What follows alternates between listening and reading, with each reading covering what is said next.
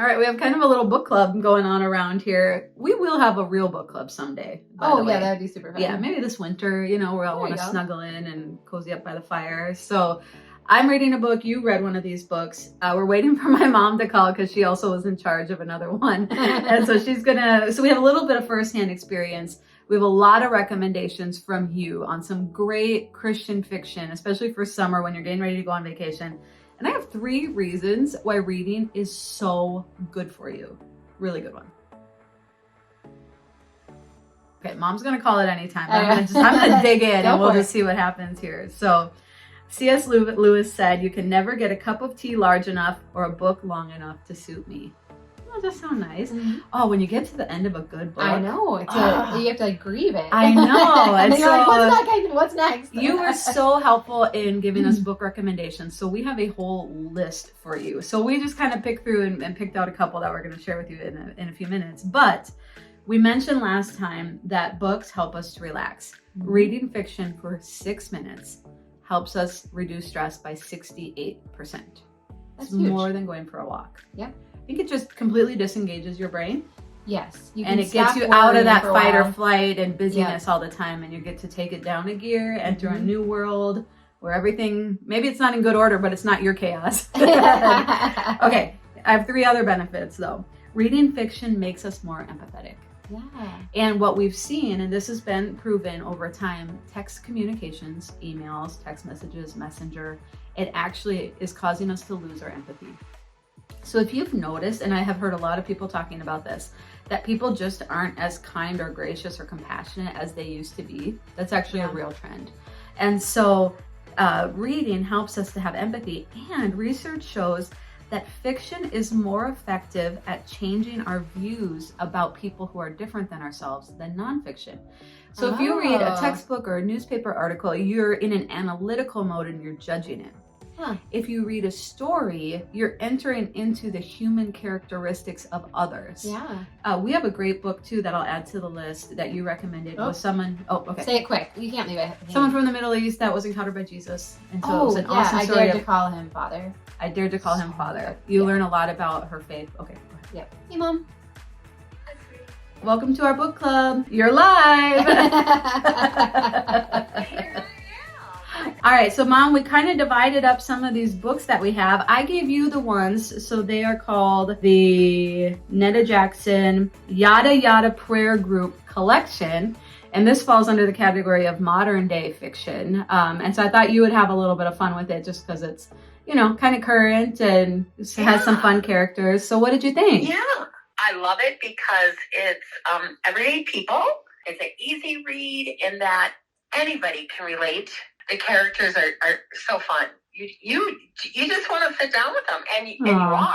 It's hopeful in that it's everyday life, and they're tackling everyday problems. And it's a group of 12 wonderful women, and they're all very, very different. But that just makes the group all the stronger because they are different. Yeah, and there just isn't anything they're not tackling. Yeah. And it's a great, great book. So well, and I know read it. One of the recommendations said this book really helps to build faith. Yeah. Like it helps you to see the power of prayer and people coming together in community. Yes. And so it's a real encouragement. Well, good news, Mom. There's like 7 or 8 books in that series.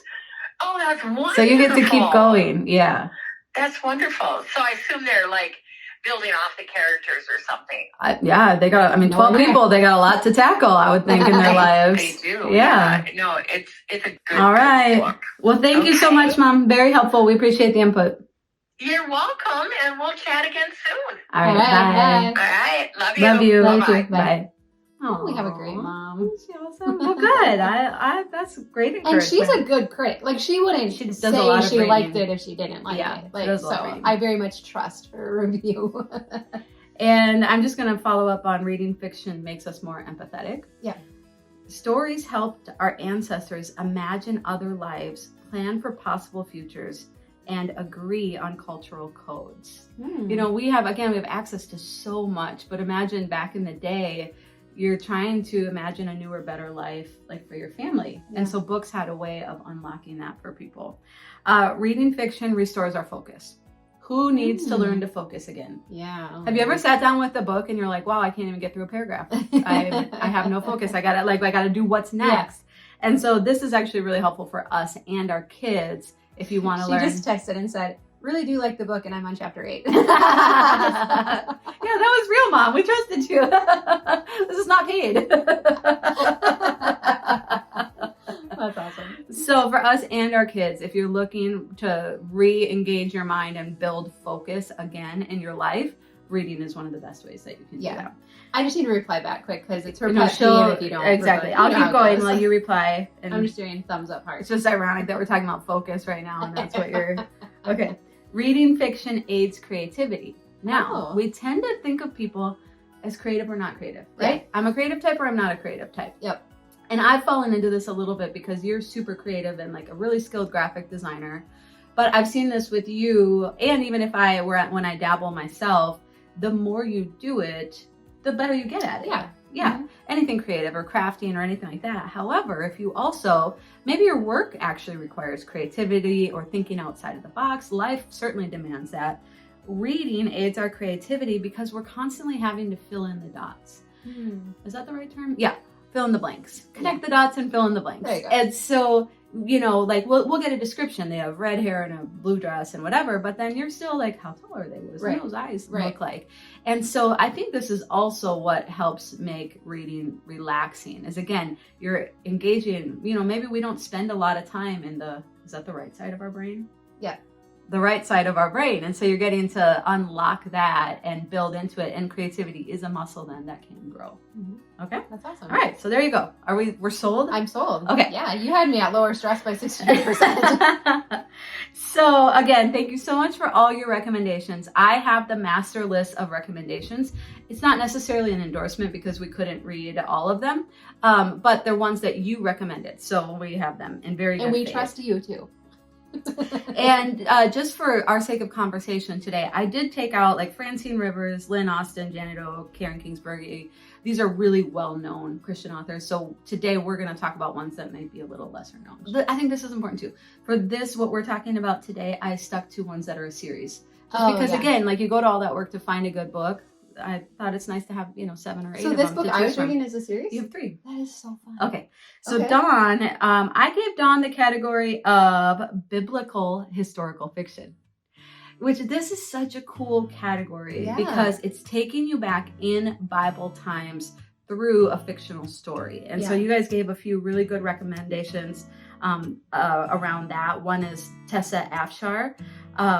And so she's written about people like Rahab and Ruth and the woman with the issue of blood. She actually studied at Yale in seminary, and so they're or Bible or whatever. So they're very well researched. Accurate. And you have Connell Cosette and the Out of Egypt series. Yeah, so the one I'm reading is called Counted with the Stars, and it's about a young woman who lived in a wealthy Egyptian family, and then her father lost everything and she got sold into slavery.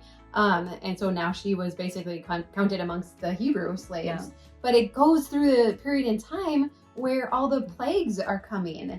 And so to hear it described as actually living through the plagues, they sounded horrible anyways, but then, and to kind of hear their back and forth of like, what's causing it? How are they stopping it? How they're processing this information. Yes, it was very interesting. And so now I'm not finished as well, but they are in the desert and I am very anxious to see how this is going to have a happy ending because,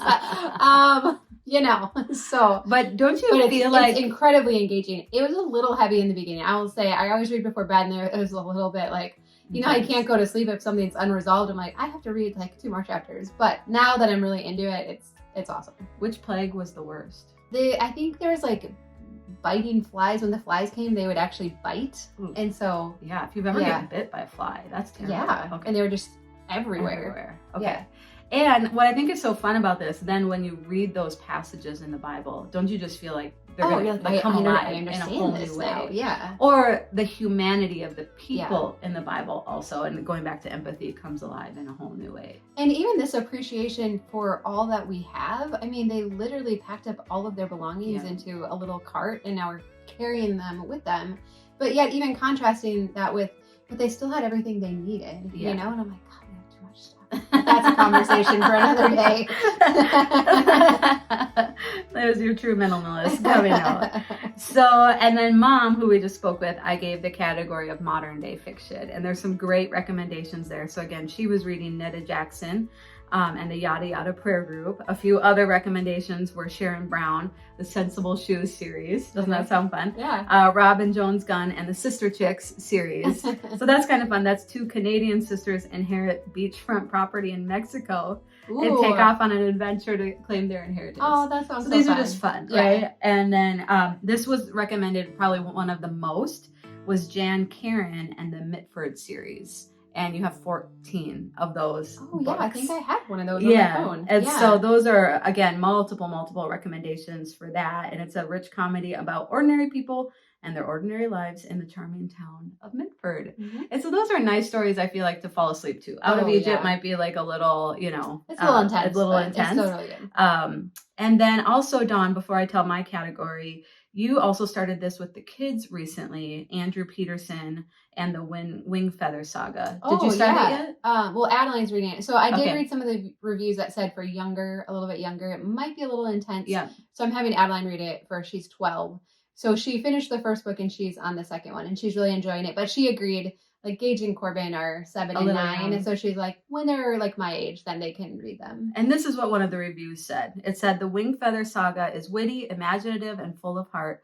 Highly recommended for middle grade readers who've run out of Narnia novels and are searching for their next great series. Yeah. And again, this one had multiple recommendations as well, and it's kind of fun.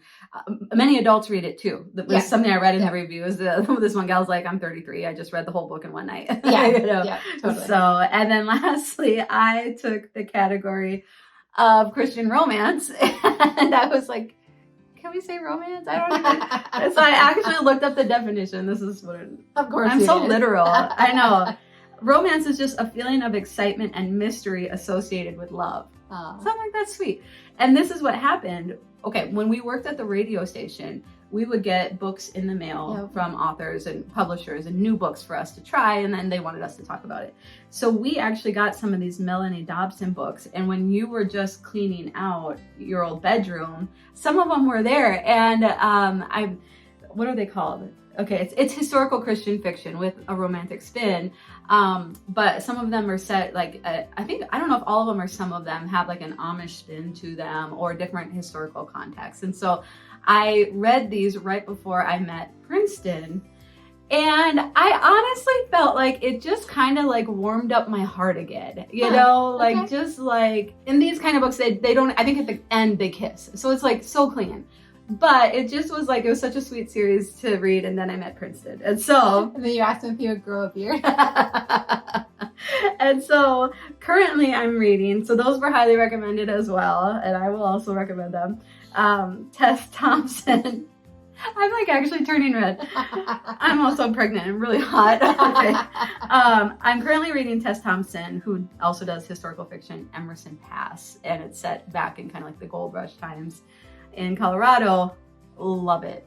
From the first sentence, I was just captured, and it's just been such a great thing to fall asleep to, and just sweet and great reading. Okay, there's others, Dee Henderson and the O'Malley series, and several that were recommended as well. So this will keep me busy all summer. I'm excited. that's what I was hoping. You know, oh my goodness, if you ask me, there is nothing better than sitting beside a pool or an ocean or water with a good book. Like right now, take me there. I know. Like, why did you have to say that? Or I do love too when you're like going to sleep at night and you're like, I just want to read a little more, and your eyes are like burning, and you're like, no, don't do it. What's next? So we hope it's helpful to you. We'll link to that master list of all of the recommendations. Keep them coming. Like, throw them up in the comments, and I would love to know too. Okay, are you like the paper book kind? No. Or are you, I think all three of us have been reading on Kindle. Too much clutter. Yeah. Give me the Kindle app, you know. I know, I have like the brightness at like the lowest setting. Yeah. And then I'm doing okay so far. So I have been using the library. If I can get it from the library, I'll get it in paperback, but otherwise, yeah. So I would love to know, does it have to be paperback, or have you converted to Kindle or other digital forms, or what's your preference there? Or audiobooks. Yeah. And that was another good question. Someone was asking, do audiobooks have the same effect toward relaxation as a paper book? I have no idea. Should we do an experiment?